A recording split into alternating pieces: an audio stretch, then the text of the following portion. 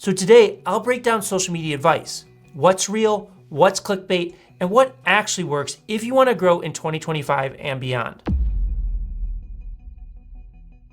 Now, the first one here is what I call journey videos. So these creators simply document their daily lives. They're showing people what they're working on without any editing or fancy animations. So this format has been blowing up lately. Now, a good example of this is Sam Sulek. He just takes his phone to the gym, he places the camera somewhere and films his workouts. He doesn't do any of the fancy lighting setup. There's no professional camera. And half the time you can barely hear him over the...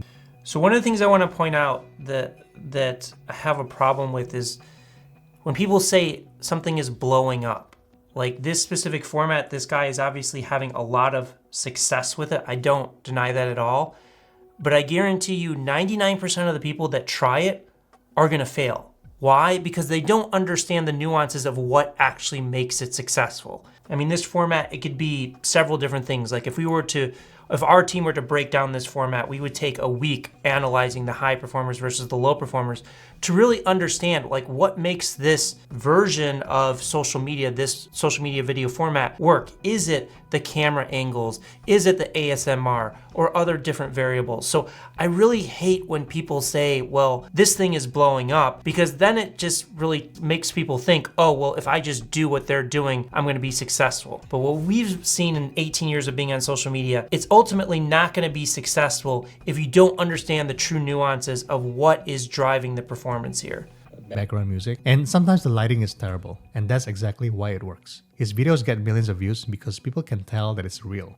So again, the lighting is terrible. I can definitively tell you, if you look at 99% of the videos out there where the lighting is terrible, they're not gonna have millions of views. So that is likely not the performance driver in this instance. There are so many creators that are doing this format now, basically just picking up a camera, going for a walk while just talking without a script, and it works, right? Because people are tired of this perfect, overproduced videos with fancy graphics, perfect lighting, and it all makes sense because people want to see something real and authentic. Now, of course, in saying that, you still have to know how to do your thumbnails, how to structure your content of your videos to make it engaging. But the key here is that people want to see the mess, the real process of someone building something or learning something new. That's why these journey videos are so powerful right now, because they show everything and not just the perfect results. Now, the second type of video... So I do agree with him saying that the overproduction, people definitely get worried about production, or brands will overproduce content, and typically that will detract from performance. Because what's happened to consumers, you and I, when we're on social media, we've become professionals at consuming content because we have seen millions and millions of videos.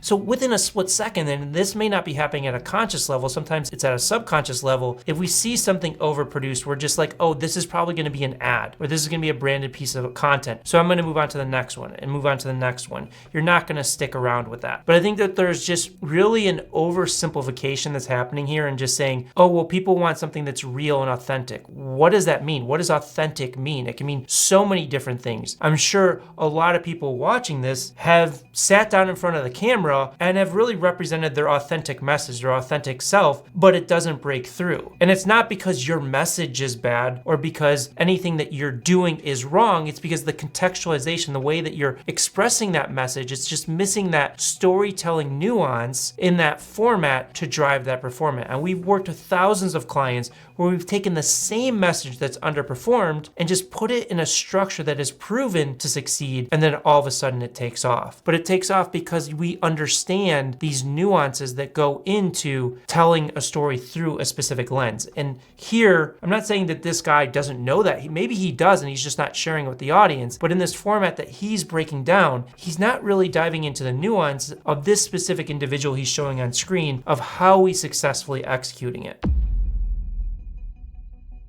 Let's talk about some of the trends coming to social media in 2025. The very first one is going to be about the hooks. I'm calling this one Hooks Are Getting Tricky. Not my best work in terms of titles, but that's okay. Did you notice that my intro for this video was like 10 to 15 seconds max? In addition to that, there were some visual cues appearing on the screen within the first few seconds of my video starting. That was not by accident, that was fully intentional. A lot of us have known that we have mere seconds to grab our audience's attention in our content for a while. The thing that's going to change next year is that the amount of time we have to grab people's attention is going to decrease. And I know that sounds ridiculous because you're thinking, what? I already only have a few seconds. How could I So I don't think that there's anything wrong with what she's saying. I mean, it's the reality of the world that we live in today. When I started in social media in 2004, 2005, when MySpace and Friendster were kind of the predominant players, yes, I'm dating myself that far back, there's only a few million people on these platforms creating content. You fast forward to today, there's over 5 billion people on social media. So when she talks about the decreased attention span for grabbing your attention, it is true in that there's just more people creating more content. And hooks are incredibly important in terms of grabbing that attention. I wrote an entire book on this 5 or 6 years ago called Hook Point: How to Stand Out in a 3-Second World. So if you want to check that out, we'll put a link in the description so that you can get a free copy of it. But the reality is, it is critically important. Those first few seconds make all the difference in terms of performance on any platform. If you look at YouTube, the thumbnail and title obviously are that initial 3 seconds that you have to get somebody to click on the video. If we're talking about Instagram, TikTok, Facebook, LinkedIn, it's going to be, just scrolling through the feed, what's happening. Now, one thing that people rarely talk about is a lot of this is actually happening at the subconscious level. And a lot of it is actually happening faster than 3 seconds. Like as soon as that video or that thumbnail or title come on the screen, in that split second in the subconscious level, there's decisions being made. Am I going to stick and watch this, or am I gonna move on to the next thing? Let's watch more of this video to see if she gets into more details on how to create more effective hooks. How could I possibly have even less time? Well, a study by Facebook revealed that the average attention span for their users when it came to consuming video content was actually just 1.7 seconds when it was consumed on a mobile device. It did go up to 2.5 seconds when it was viewed on a desktop. Now, this isn't the only study which has come out and said that actually you have less than 2 seconds to grab people's attention, and it won't be the last one either. As more and more creators emerge and more businesses start to use social media to promote their brands, we are going to continuously see an increase in the amount of content that we are competing with on our designated social platform. The more content being shared, the harder it is for us to get our audience's attention. In the past, it's been enough for you to say something. And one of the layers that she hasn't covered yet, and she may cover it later in the video, is what's going to happen with AI and the amount of content that's going to be produced with that. So AI is going to lower the barrier of entry to create content for these platforms. Now, one major mistake people make with AI is they treat it as the solution instead of a tool. And the analogy I have is like, if everybody on the planet woke up tomorrow using AI to create content, well, there's still going to have to be winners and losers. Just because you use AI doesn't mean it's quality content, great storytelling. So I think that she's spot on with the fact that there's going to be more and more content. Even Facebook and Meta came out saying that they're probably going to create content with AI to cover news topics and other trending topics that are coming out to, again, retain people on their platform so they can serve more ads. Hooky or do something exciting within the first 3 to 5 seconds of your videos. Now you have under 2 seconds and you probably need to get a bit more creative with your hooks. It's no longer enough for you to just say something that's going to grab your audience's attention. You should now be exploring multi-layered hooks. Do you know what? I actually think that should have been the name of this trend. Let's just change it. The name of this trend is now multi-layered hooks. Now, I know that probably sounds so complex, but a multi-layered hook is essentially one which has a audio component, so you're saying something or there's a noise that captures your audience's attention, a visual component, so something happens on the screen, maybe you sit down before you start talking, and also a text component. So that's when text appears on the screen that grabs your audience's attention. As I've said already, the days of us just being able to use one of those elements as our hook are slowly dying out, and we actually need to start getting a lot more creative. I agree and disagree. The thing that I disagree with is her saying layering in all of these 3 things. Now, it can work, but you need to be a true expert in how all of these play in together. One of the biggest mistakes people make when they're trying to hook or grab people's attention is they're doing too much. So in her example, she's talking about text, audio, all of these things happening at the same time. The challenge becomes, and again, a lot of this can happen on a subconscious level, is like, what am I supposed to be paying attention to? What is the hierarchy of that attention? Because if you have 3 things happening at the same time, so let's just say I'm on screen in the first 3 seconds of a short form video on Instagram, for example, I am talking, there's, captions below me, and there's even a title card above, and there's audio. Well, the subconscious is trying to figure out, well, which thing do I pay attention first? which thing do I pay attention second, which thing do I pay attention third. And if that visual hierarchy and that attention hierarchy is not super, super clear, the subconscious feels like it's being left behind and it's just gonna move to the next video. So that's where you have to be very careful. I'm not saying that you can't pull it off, you can, but you need to be a true expert. And I still fundamentally believe that if you are successful at just one of those aspects, you can grab people's attention. You look at one format that we've analyzed 8 different versions of, Man on the Street. Just that simple interaction of one person approaching another person on the street, a random stranger, can grab somebody's attention, because what is going to happen with that interaction? Is there going to be conflict? Is there going to be rejection? All of those things come up in that subconscious mind on its own without you having to prompt it. The shortened trend cycle. Trends on social media have been popular for a few years now, but it's been within the last few months where they've gotten slightly out of control. And what I mean by that is the sheer amount of social media trends that are popular at any given time, but also, and more importantly, the shortened length of popularity of these trends. If we take Very Demure, Very Mindful as an example, one of the biggest trends of 2024. You see how I do my makeup for work? Very demure, very mindful. That trend literally lasted a couple of months, max. Like, if we can even... So I agree with her on trends not lasting a period of time, and I highly recommend to avoid trends at all costs. Why? Because it prevents you from really focusing on the things that matter. And the thing that truly matters is, how do you become a master storyteller on this platform of social media? So I started my career in the film industry. I wanted to be a film producer. So I went to film school. I worked for 2 movie studios. And if you think about any movie that's been made over the past, let's say 60 or 70 years, they all follow the exact same format, and it's called the 3-act structure. So there's 3 acts to the story. Every movie follows it, no matter whether it's drama, sci-fi, whether it's Harry Potter, Star Wars, a horror movie, Indiana Jones, whatever the story is, every director and screenwriter is following this format. Why? Because it's a proven format that works. We never sit down and watch a movie and be like, well, it's another 3-act structure movie. I'm not going to sit down and watch this movie and enjoy it. So as it pertains to social media, there's not that clear idea of this format. Now, our team's done about 10,000 hours of research, and we've identified over 224 distinct formats that have proven to succeed. And what we recommend is look and identify a format that has proven success over and over again over the long term, and then double down on that and master that format.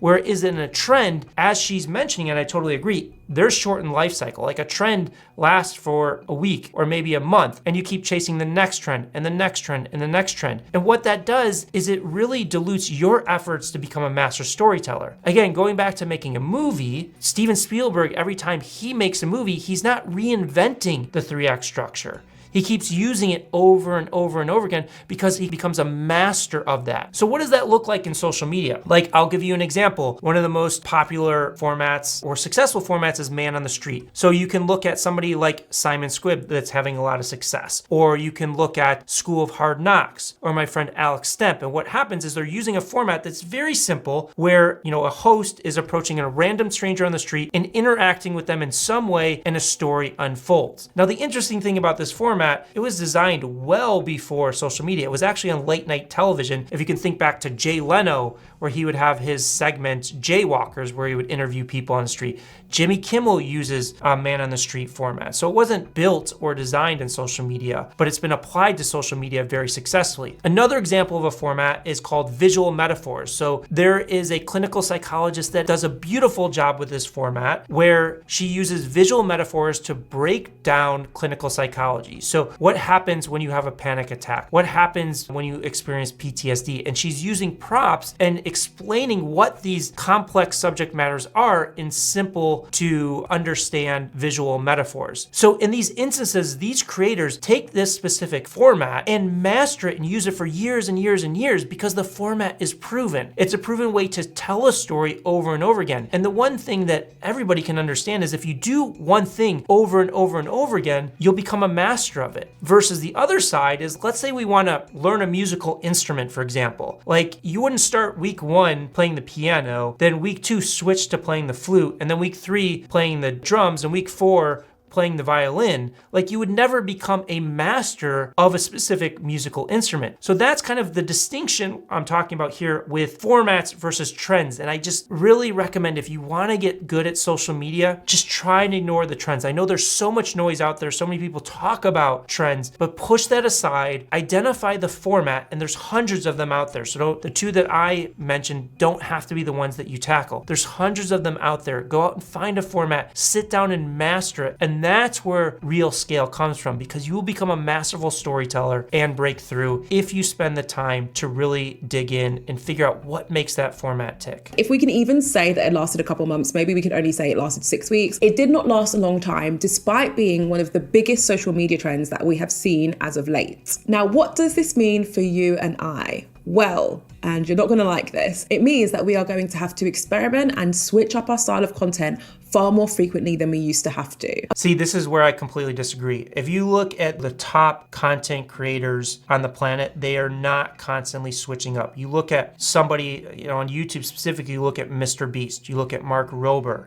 you look at a channel like Veritasium, they are not constantly experimenting, shifting up their formats and things of that nature. Now, they may experiment within the format and change things up and test certain variables, but they're not throwing everything else out the window that worked and creating something new from scratch. Like, why would you do that? It's like, why are you reinventing the wheel each time? That's where the system gets broken when you follow the concept of trends. A couple of years back, you could find a style of content and stick with it for literal years and continue to see success. That is simply not the case anymore. I disagree. You see this all the time. Why is Mr. Beast generating over 100 million views a video? It's not because he's throwing everything out all the time, or Mark Rober's doing it. Or you look at somebody like Graham Stephan, or as I mentioned earlier, Dr. Julie Smith, or my friend Alex Stemp, or School of Hard Knocks, or Simon Squibb. Like, again, Man on the Street has been around since the late night television shows. It's been around for 20 or 30 years. It still works. The concept of visual metaphors still work. Explainer videos still work. It's just your execution of them determines whether you're going to be successful with it or not. This is supported by a social media trend reported by Hootsuite. They said that in 2025, more organizations will step outside their creative comfort zone and test content which pushes beyond their brand guidelines to capture and delight audiences. What that's basically saying is that brands and creators alike are starting to experiment with the content they're creating and are beginning to focus on creating fresh, relevant content. Because the trend cycle is so short, in order to create content that's fresh and relevant, you do need to be switching up your content fairly regularly. I don't even know what that means, fresh, regular content. Like, what does that mean? I mean, and I just want to make a delineation. Everything that I'm talking about here is how you be at the top 1% of social media. If you're okay just kind of having average performance and not truly breaking through,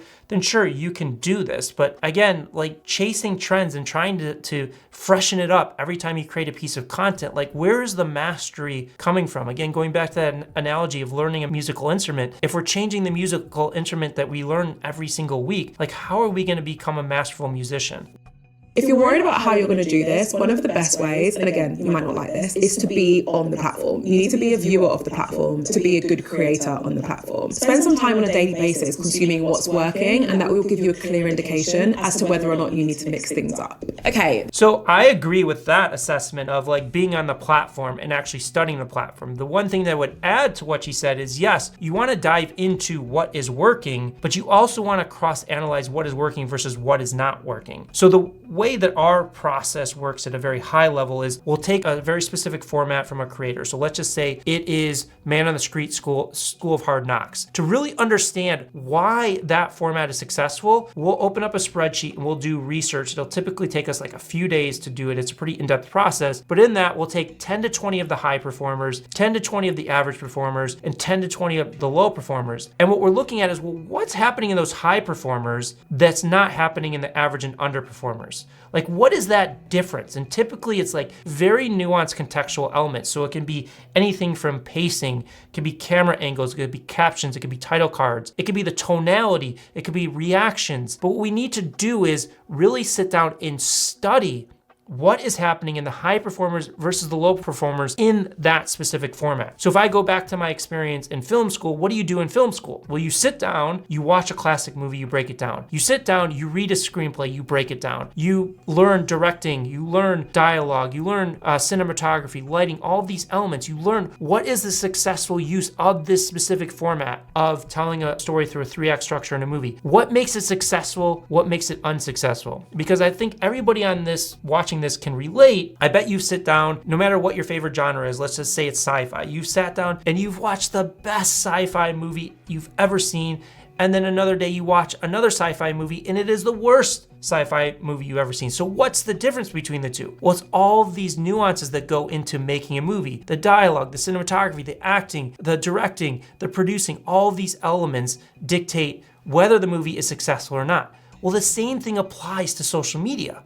It's just because you see a video that has 10 million views, if you just try and replicate that exact format without really studying the difference between the successful use and the unsuccessful use cases of it, you're gonna fall flat most of the time.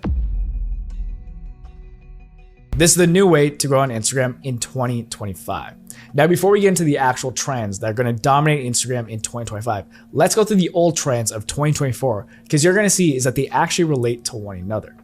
Now, the biggest trend that happened in 2024 and even 2023 was the importance of these verbal hooks. Now, verbal hooks is just what you would say in the first 3 to 5 seconds of your video. And the goal of them was to just grab attention instantly with something that was captivating, by you saying a word or a sentence that was captivating to the viewer. But nowadays, these verbal hooks, they're not working as well as they used to. They're losing their power. Now, an example of some verbal hooks, I'll show you here in case if you're not aware of it yet, right? If you're completely new to social media, a verbal hook, again, is just kind of an impactful sentence. So this is actually a free resource we gave out to some viewers at the beginning of the year, beginning of 2024, because again, these were working very well. So we gave out this free resource that just gave 78 viral hook templates.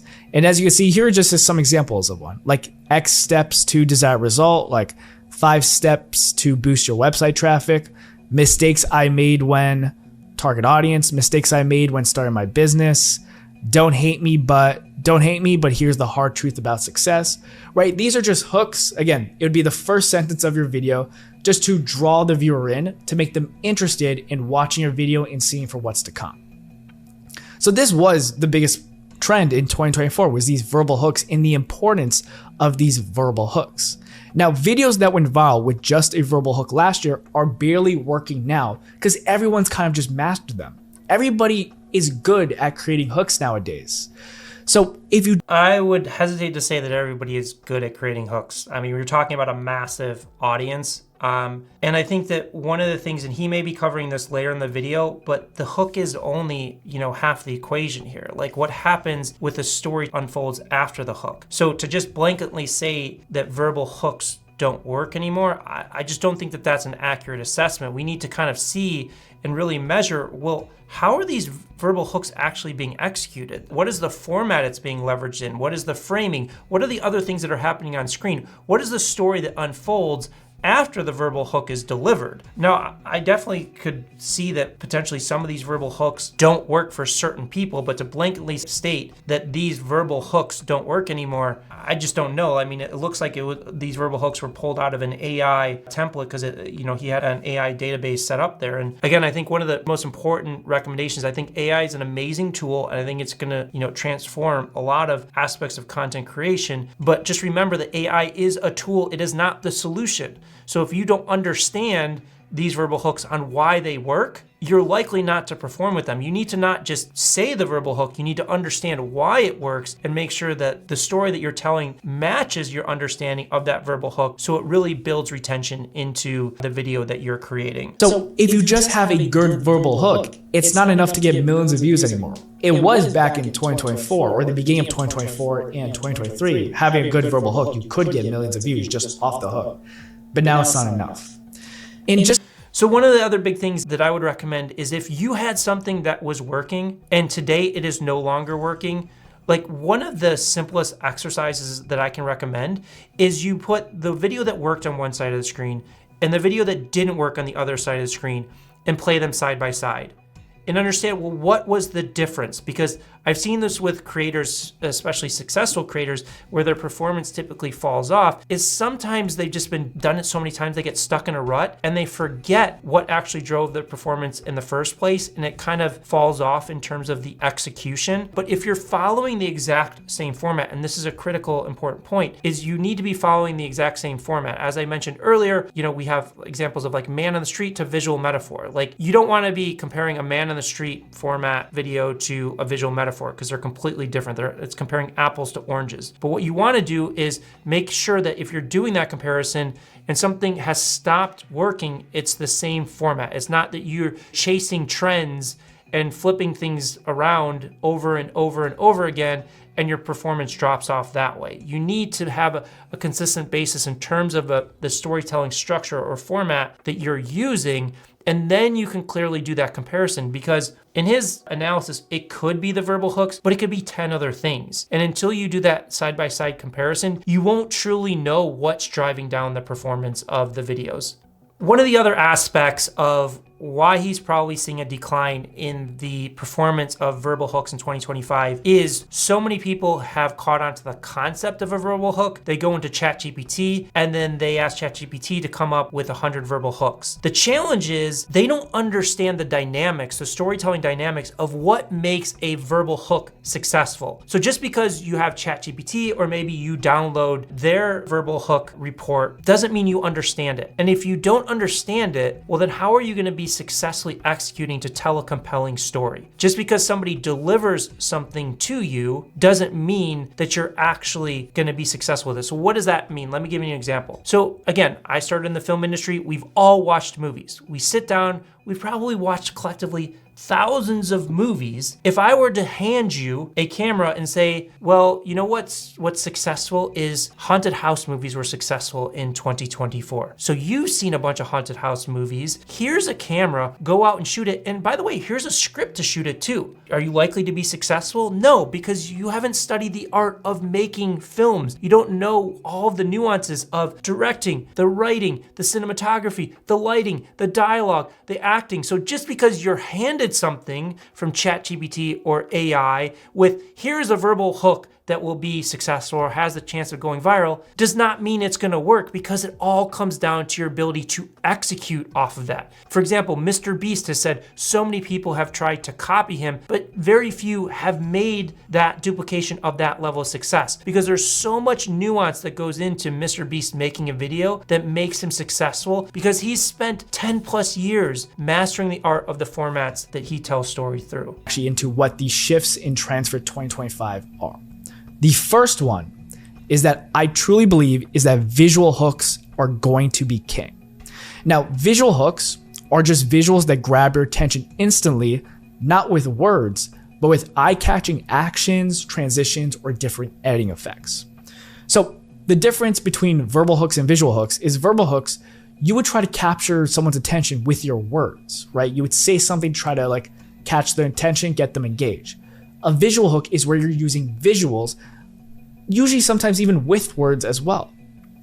So a visual hook could be something like someone dropping a glass and the glass shattering, like that would catch your attention, or maybe jumping into the frame of the video, or maybe doing like a long zoom or some type of zoom in, right? These are all visual hooks. And the reason why they're taking over. So first, before he dives into why they're taking over, I just disagree with the standpoint that verbal hooks aren't going to work anymore and visual hooks are going to be the key.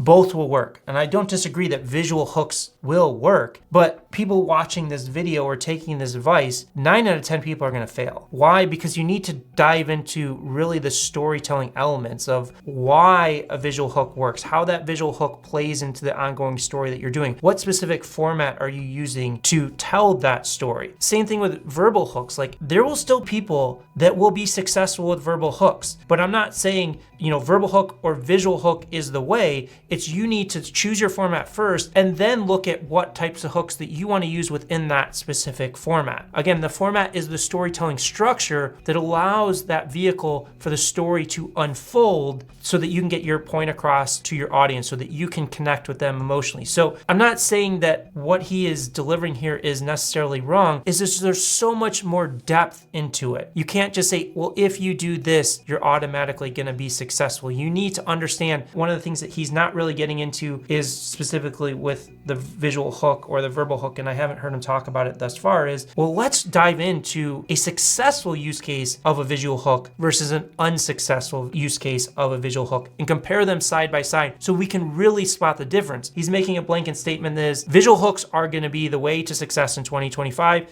and verbal hooks are not. Well, okay, let's dive a little bit further and understand if we are going to dive headfirst into visual hooks, what's a successful use case versus an unsuccessful use case so that we can really understand how to master this. Because people are starting to scroll faster than ever, and you truly only have like half a second to actually stop them and get them to watch your video.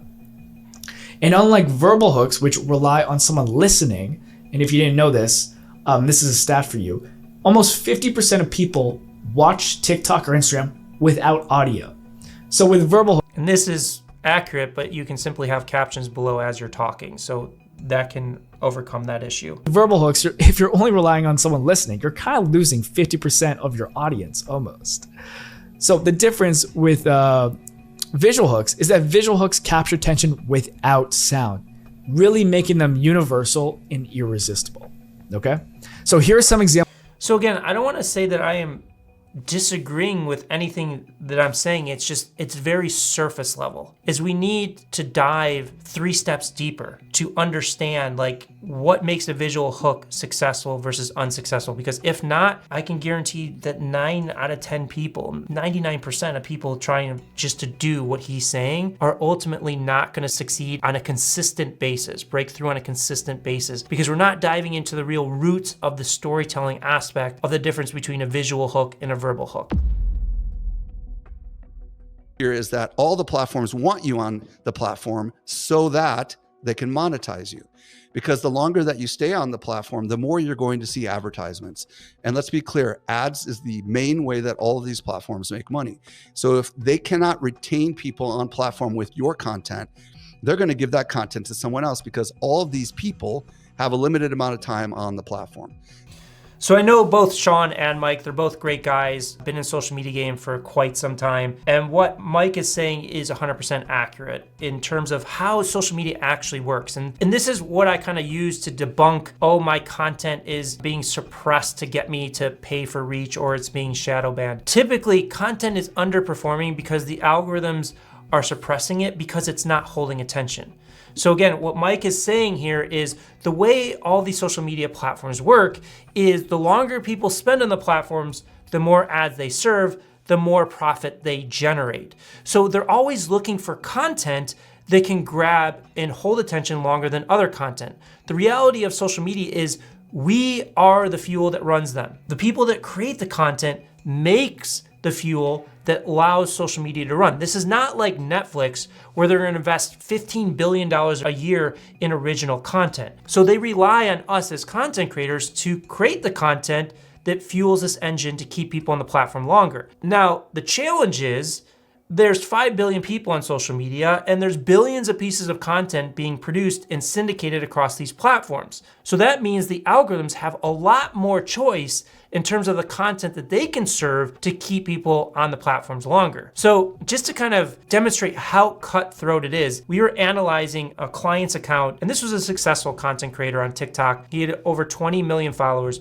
We looked at his highest viewed piece of content, which was 100 million views, and an average piece of content, which was around 5 million views. The interesting thing is the 100 million view video had an average watch time of 27 seconds versus the 5 million view was 21 seconds. So we're talking a 6-second differential represents 95 million views in performance. That's the level of cutthroat nature in terms of grabbing and holding attention in terms of performance that these algorithms are looking for. So we need to reframe our mindset, because what happens is the entertaining content gets bigger, everything else gets pushed out, everything else gets smaller. So the new reframe now is not more is better. It's not more subscribers, more followers, more this, more that. What's the new reframe is right is better than more. The right people is greater than more people. And that's really important. You need to attract the right people, no matter how big the number is. If you can attract the right people, then you can accomplish whatever your mission is, right? So if your mission is to sell more of your books, you need to attract the right people. If it's to sell a consultancy, it's the right people.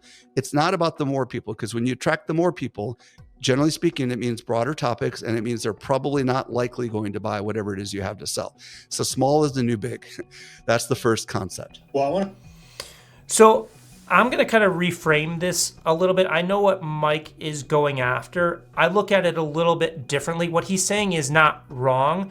We just, in our model, we approach it a little bit differently. So what Mike is saying, just to recap, is what I do fundamentally believe is just not produce as much content as possible. It's quality over quantity. But what he's starting to say is just go after the right audience and the right audience to sell. Now, the challenge with that is what I just talked about with the algorithms, is if we're not focused on how we can create content that can keep as many people on the platforms as long as possible, they're gonna suppress it. They want content that they can see to millions and millions of people. Now, with what I agree with what Mike is saying is, hey, we don't want to just go viral and create content for the sake of going viral and getting views that's not going to translate into sales. It's not going to translate into business objectives and goals. Completely agree with it. Now, I approach it just a little bit differently, where we call it the generalist principle. Is how can we still speak to that specific audience that we know are going to buy our products and services, but yet still talk to the wider possible audience, so that we can play to what the algorithms want. We can still go viral, but it's still lending itself to our fundamental business goals and objectives. So let me give you a prime example. Some of you may have heard of Ryan Serhant. He's a luxury real estate agent in Manhattan. He now has a show on Netflix, but I can tell you he was successful on social media before Netflix, and he is successful on social media not because he's on TV, because he understands what we're talking about in terms of this generalist principle. So if you think about his core audience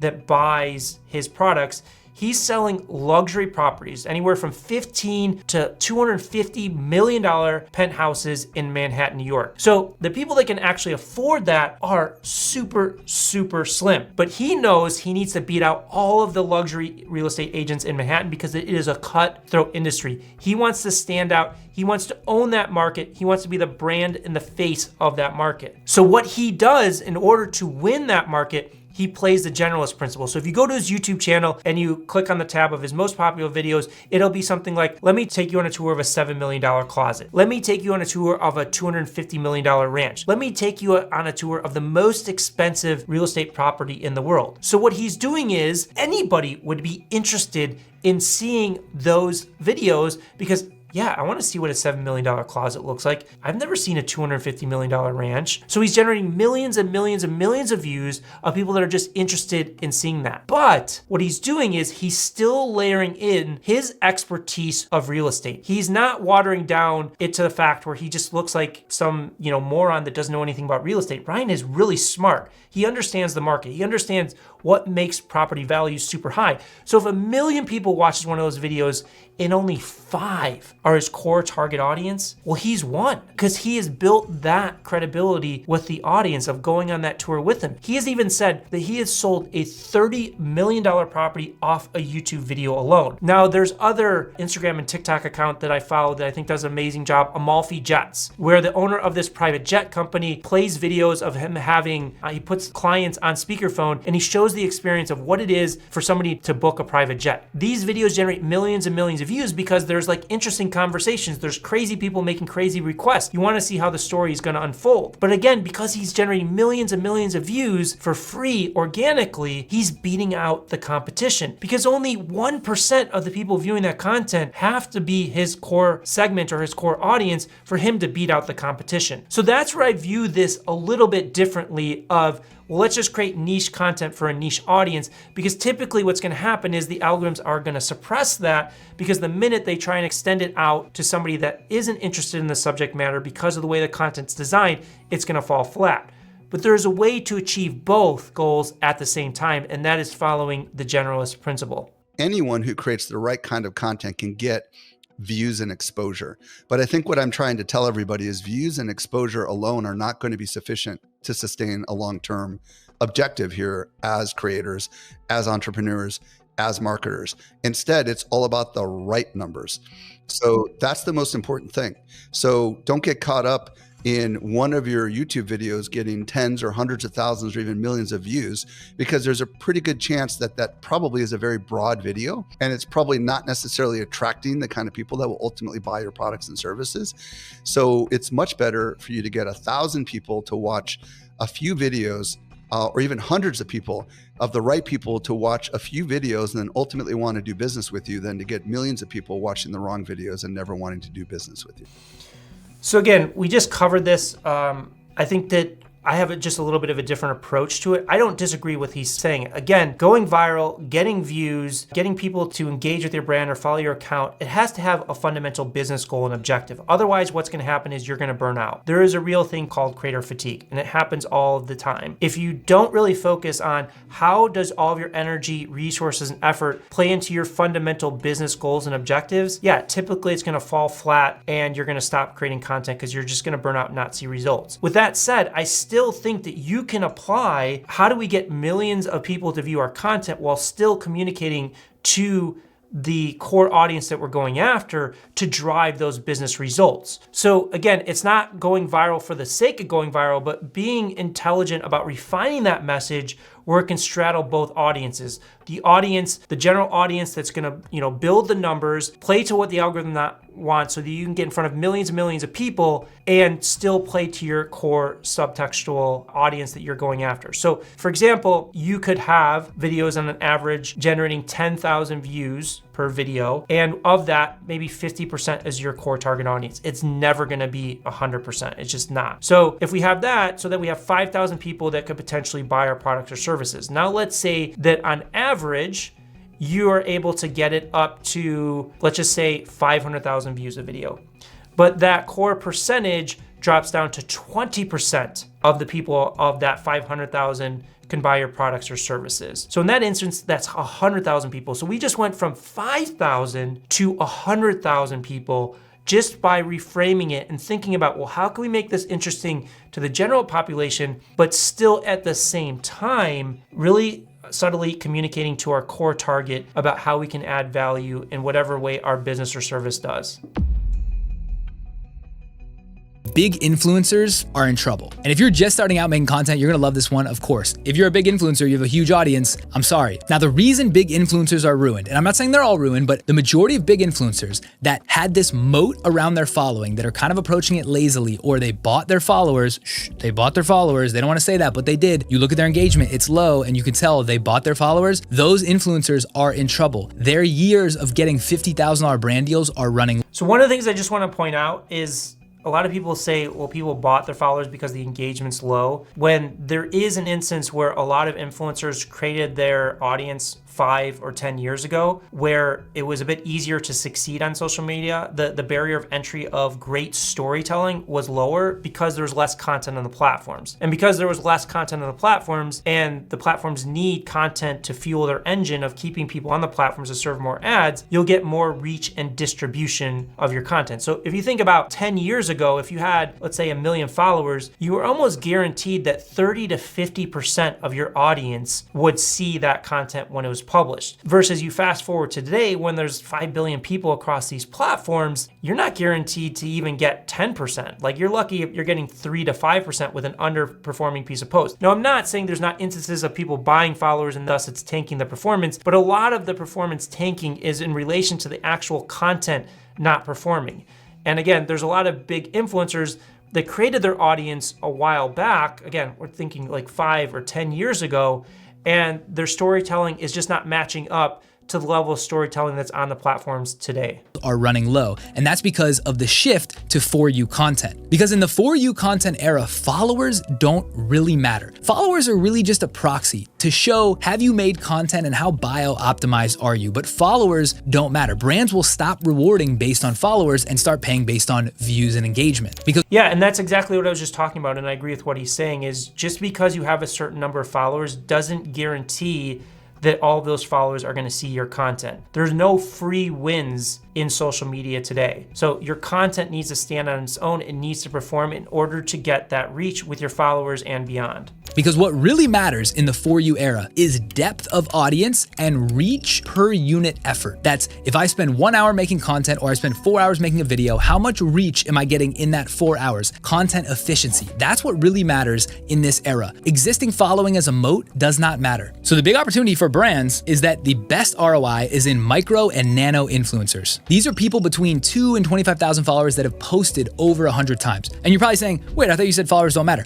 Followers are a great proxy metric to reference how big or small someone is and how optimized they have been, but that's not why brands will pay. But the good news is if you're just starting out. So what he's saying about micro and nano influencers is spot on. I mean, this has been going on for 5 or 6 years. The one thing that I would say in relation to influencers, like I've done influencer campaigns. I did the first influencer campaign on YouTube back in 2007. The reality is with influencers, whether it's micro, macro, nano, no matter the size, is you need to test. I think that oftentimes influencer campaigns don't work because you don't really test to see if that audience is going to convert. Because there's, well, it's not necessarily just the audience. Like there's different variables. Is one, is that influencer's audience the right match for your product or service? Number two, is that influencer actually bought into your product or service? Do they actually authentically love it? Because that is going to come off in the actual performance they do. And third is like, what is their ability to actually create content that promotes a product or service? Because a lot of influencers, no matter the size, is the minute that they're talking about a product or service, they change their delivery. They change the way that they go about creating the content, and that diminishes the performance. So what I say is, in terms of executing on influencer campaigns, test as many as you possibly can. I had a friend that was the chief growth officer at a company called FabFitFun. I think they're valued at over $1 billion, a quarterly subscription box. And they were massively successful because one of the things that they did is that early on, they tested over 10,000 influencers, and they were just measuring which one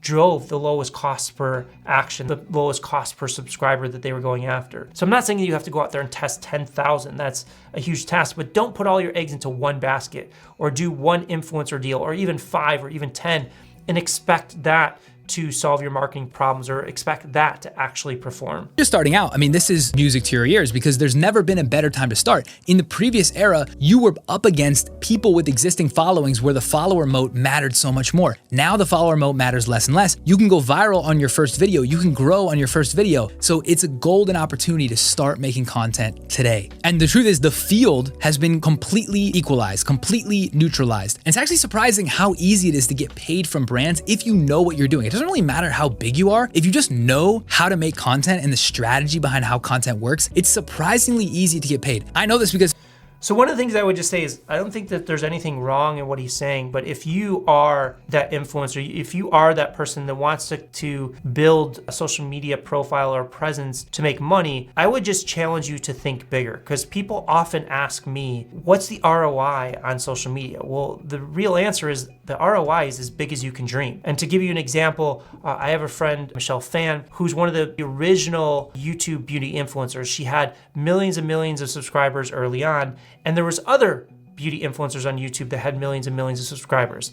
And the other influencers were doing what he was saying. They were taking brand deals. They were making 50,000, in some cases 100,000. So they're making, a good 6 figures a year off of these deals. But Michelle was way smarter. What she said is, I'm gonna take my knowledge, team up with a few friends, and we're gonna build a company using our audience and using our knowledge. And she created the company called Ipsy, and it was valued at over $1 billion at one point. So in one instance, somebody is making, hundreds of thousands of dollars, which is, there's nothing wrong with that, off of their audience on YouTube in the same industry or sector, same kind of audience size and view numbers. And then somebody over here in Michelle that creates something that's valued over $1 billion. So as you're getting into social media, your ability to monetize it is just as big as you can dream. What is the business that you are building behind it? Earlier in the video, I mentioned how we helped Tanner Lederstein grow to 800,000 followers and generate over 100 million views in just 6 months. If you want to see exactly how he was able to do it, I put together a full breakdown of the process, and you can watch it here.